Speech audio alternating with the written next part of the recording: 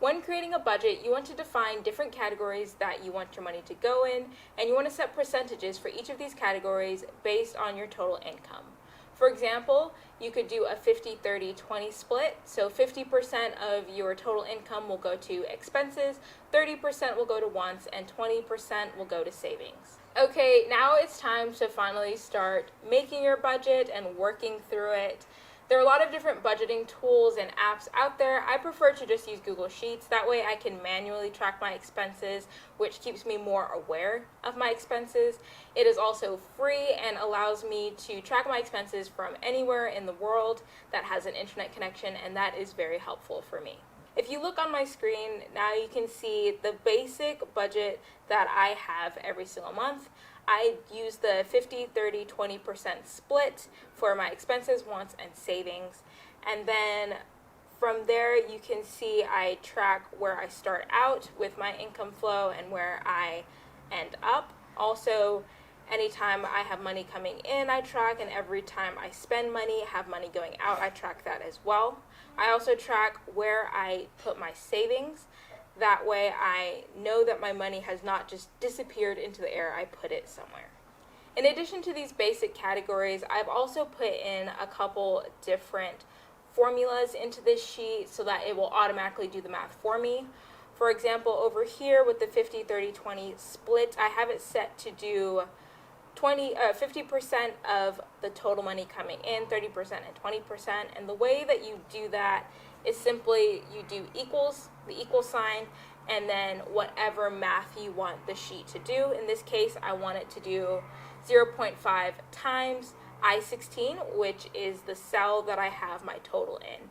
So if I have more money come in, say I have 100 shillings come in, then this number down here will change to 10,300, and over here the 50% changes to 5,150. So that is a great, easy way to have the sheet do a lot of the math for you. You just have to put in the basic data. Another good, slightly more difficult function that can be really helpful to have is the currency converter. So say your entire sheet is in Kenya shillings like mine, but you want to know how much money that is in US dollars or vice versa, whatever currencies you're working with. All you're going to do is do equals, and then you click the cell that you're wanting to convert. In my case, that's D6, which is this first amount, times Google Finance, and then a open bracket will appear, and then you're going to do the quotation mark currency, colon, and then your first currency followed by your second currency. So in this case, that's KES, which is the Kenya shilling, and then the second currency is the US dollar, which is USD. Then you put a close quotation mark and a closing bracket. That is very confusing and might be hard to remember, but don't worry. Google has an entire list of all their functions that you can access just by doing a Google search, or if you search currency converter Google Sheets, a formula will appear and you can just copy off of that. So don't worry if you can't remember that, but that is another really helpful function. If you want to do other basic functions like adding or subtracting, dividing, all you're going to do is equals and either click the cell that you're wanting to work with or type in the number. So instead of D2 or D7, sorry, maybe I would just want to write 100. And then I'm going to divide that, say, by 30. And so maybe that is I spent 3 shillings every single day this month. If you just want to know little quick math like that.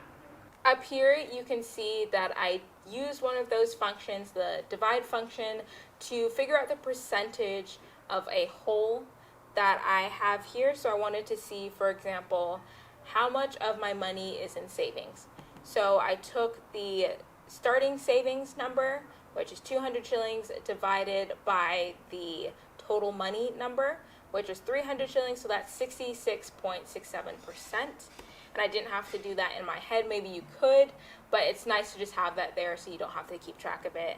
And again, if I change any of these numbers, say my starting debit was actually 200, if I change that, the total money changes and the savings also changes automatically. I also have a section for notes for myself, just so that when I'm looking back on a month, I can remember what the circumstances were surrounding that month. Here I put celebrating sister's birthday this month, which means that maybe my wants are a little bit higher because I bought a present or something like that, and it's just a good reminder when I'm looking back to know that, oh, you don't need to worry, you don't need to be upset, this is why the number is slightly higher this month. I also have a section for goals so that every time I go in to track my expenses, I know what I'm aiming for. So maybe my goal for September 2020 is to buy a house. Then every time I go in to write that I bought a Cadbury or Hershey chocolate bar, I can be reminded in bright green that I'm working to buy a house and that maybe I shouldn't do that next time I'm at the store. Going back to the 50-30-20 split, as I said before, I have it set up to automatically figure out how many shillings go in each of those categories. And then I also have this little section for an actual, like how much have I actually spent. So here, I do this manually. I don't use any fancy formulas. So you have equals and then sum, which just means take the sum of every cell that I tell you to, or every number value that I tell you to. So right now it's D7 and D9. I decided D7 and D9 are expenses. And then on the wants category, we have D6 and D8 are wants. And then in the savings category, I-25, which is down here, is the total I have in savings. Usually about halfway through the month, so 2 weeks and 3 weeks in, I'll go in and mark all these to see where I'm at. At the beginning of this budgeting journey, I would do this every week or every day, but now I feel like I found a groove, and so I don't need to do it as often. From there, I also have all of these cells right here in the actual column set to conditionally format, which just means that I have told the computer, please highlight this in green, please highlight this in red, if this cell says a certain thing.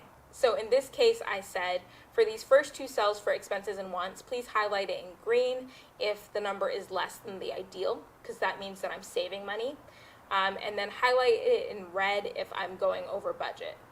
For the savings category, it's the exact opposite. Please highlight in red if I am below the ideal, if I haven't saved enough this month, and please highlight in green if I have saved enough or even more than enough.